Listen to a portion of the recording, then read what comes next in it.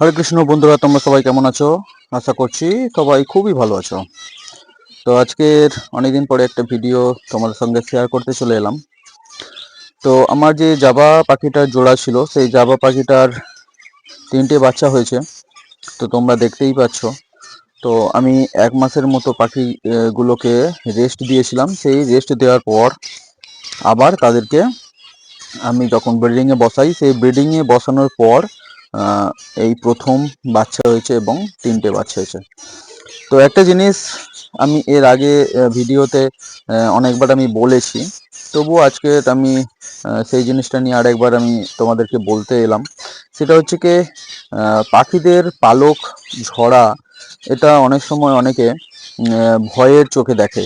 তো এখানে নিচে যে সাদা পাখিটা আছে, যেটা মেয়ে পাখি, তার মুখের চোখের কাছের অংশটা এবং ওপরে যে এই যে ভাঁড়ের ওপরে যেটা বসে আছে যে পাখিটা, সেটা হচ্ছে কি ছেলে পাখি আছে। তারও মাথার দিকটা তোমরা ভালো করে লক্ষ্য করলে দেখতে পাবে। হয়তো অনেকটা দূরে হয়ে যাচ্ছে, তবুও লক্ষ্য করলে বুঝতে পারবে যে এখানে ছোট ছোট ছোট ছোট সাদা সাদা পালক হচ্ছে কি বেরিয়ে আসছে। আর বেসিক্যালি এই যে মেয়ে পাখিটা আছে, সাদা পাখিটা, তার মাথার দিকে পালকগুলো কিন্তু বেরোচ্ছে। তো এইগুলোকে কিন্তু মোল্টিং বলে। ঠিক আছে? তো অনেক সময় অনেকে চিন্তা ভাবনা করে যে পাখির পালক ঝরছে, সেই পাখির পালক ঝরার তার হচ্ছে কি খুব বাজে দিক আছে, যেটা হচ্ছে কি পাখি মধ্যে অনেক সমস্যা হয়েছে। পাখিদের স্কিনের কোনো প্রবলেম হতে পারে, বা অনেক সময় পোকার কোনো সমস্যা হতে পারে। সেই কারণে হয়তো অনেকে ভাবে যে পাখির পালক উঠে যাচ্ছে। তো এখানে অবশ্যই এই কারণগুলো থাকে, কিন্তু কারণগুলো অবশ্যই লক্ষ্য করতে হবে যে কোনটা সঠিক কারণ। তো সঠিক কারণ না জেনে ট্রিটমেন্ট করতে গেলে কিন্তু সমস্যা হবে। এক্ষেত্রেও এই জায়গায় যেটা বলার সেটা হচ্ছে যে এখানে ভালো করে লক্ষ্য করলে দেখতে পাচ্ছ যেটা, সেটা হচ্ছে কি মোল্টিং এবং পিছনের যে পালক, লেজের যে পালক, সেখানেও দেখতে পারলে যে সেখানেও পাখির পালকগুলো কিন্তু অসমান হয়ে আছে। তো এইটা প্রত্যেক মানে পাখিরই হয়ে থাকে, এবং একটা সময় সময় পরে এই মোল্টিংটা হয়। এই মোল্টিং হওয়ার কারণ হচ্ছে কি একটাই, পাখিদের যে পুরানো লোম থাকে, পালক থাকে, সেগুলো ঝরে পড়ে যায় এবং সেখান থেকে নতুন পালক চলে আসে। তো যতবার মোল্টিং হবে পাখির বয়স কিন্তু ততটাই বাড়ছে। তো পাখি যেমন হচ্ছে কি, আমি একটা উদাহরণ দিয়ে বলি, সাপের খোলস যেমন ছাড়ে, তো সেই ব্যাপারটা হচ্ছে কি প্রত্যেক বছর একবার করে সাপের খোলস ছাড়ে। তো সাপের খোলস ছাড়া মানে সে কিন্তু বড় হয়ে গেছে। আগের যে উপরের আস্তরণটা আছে সেটাতে তার শরীরটা ফিট করছে না, সেই কারণে সেটাকে ছেড়ে ফেলে দিয়ে আবার নতুন। তো এটা একটা ত্বকের মতো। আমরা আমাদের শরীরের ত্বকটা যেমন হচ্ছে কি মানে সেলগুলো আছে, কোষগুলো আছে, যেগুলো নষ্ট হয়ে গেলে হচ্ছে কি উঠে যায়, সেরকমই পাখিরও সেম। তো এখানে অনেকেই এই ব্যাপারটা জানো, মোল্টিং ব্যাপারটা অনেকে জানো না। তো যারা জানো না তাদের জন্যই মূলত আজকের এই ভিডিওটা, যে মোল্টিং ব্যাপারটা তোমাদেরকে জানতে হবে, বুঝতে হবে। এটা একটা ন্যাচারাল ব্যাপার। তো এই ন্যাচারাল ব্যাপারটা অনেকে চিন্তা করে, ভয় পায়। তো সেই জন্যই তো এই যে মোল্টিং যেটা হচ্ছে, সেটা এমনি সে প্রত্যেক বছরই হয়ে থাকে, সব সময় হয়ে থাকে। হয়তো একটা দুটো পালক কন্টিনিউয়াসলি উঠছে, আবার সেই জায়গায় নতুন করে পালক গজিয়ে যাচ্ছে। এছাড়া একটা সময় থাকে, বয়সের ডিফারেন্স যখন হয়, বাড়তে থাকে বয়স, তখন পাখির যে পালকগুলো থাকে সেই পালকগুলো উঠে যায়, উঠে গিয়ে আস্তে আস্তে আবার সেই জায়গায় নতুন পালক পুরোপুরিভাবে চলে আসে।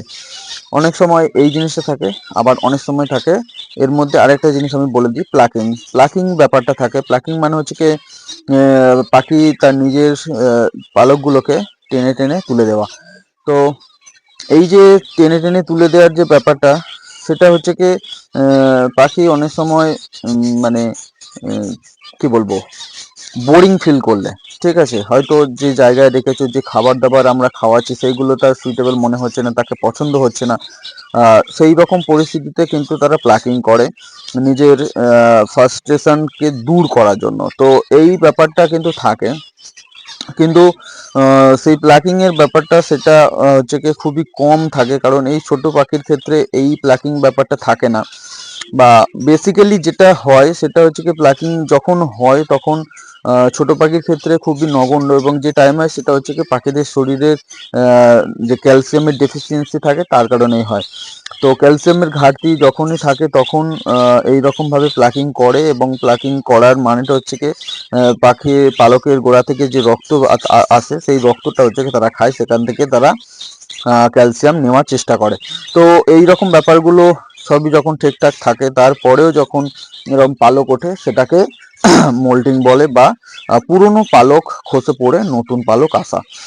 তো এই মোল্টিং ব্যাপারটা বেসিক্যালি দেখা যায় এই যে নতুন যে পাখিগুলো দেখতে পাচ্ছ এদের ক্ষেত্রে কিন্তু বেশি করে দেখতে পাবে, কারণ এই যে বাচ্চাগুলো 3টে বাচ্চা হয়েছে এদের গায়ের পালক কিন্তু এখন পুরোপুরি ব্ল্যাক আসেনি, ওদের যে অ্যাকচুয়াল যে কালার সেটা আসেনি, সেগুলো কিন্তু আসবে। তো ওই রকম ভাবে এই যে আগের যে পালকগুলো আছে সেই পালকগুলো ঝরে পড়ে যাবে এবং সেই জায়গায় নতুন পালক আসবে।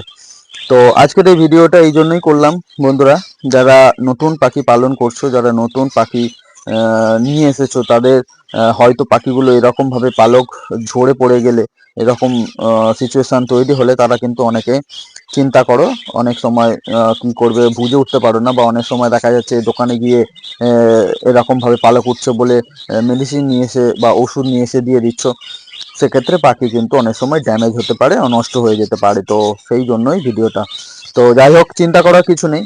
আর অবশ্যই করে যাদের এরকম প্লাকিং হবে সেটা অবশ্যই ভালো করে নোটিস করবে যে কেন হচ্ছে, কী জন্য হচ্ছে, তারপর কিন্তু মেডিসিন দেওয়ার চেষ্টা করবে।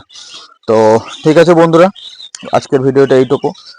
কেমন লাগলো অবশ্যই কমেন্ট করে জানিও, আর যদি কোনো কোশ্চেন থাকে অবশ্যই কমেন্ট সেকশানে তোমরা লিখবে, আমি কোশ্চেনের অ্যান্সার দিয়ে দেবো। তো আজকের এইটুকু, আবার নেক্সট ভিডিওতে দেখা হবে।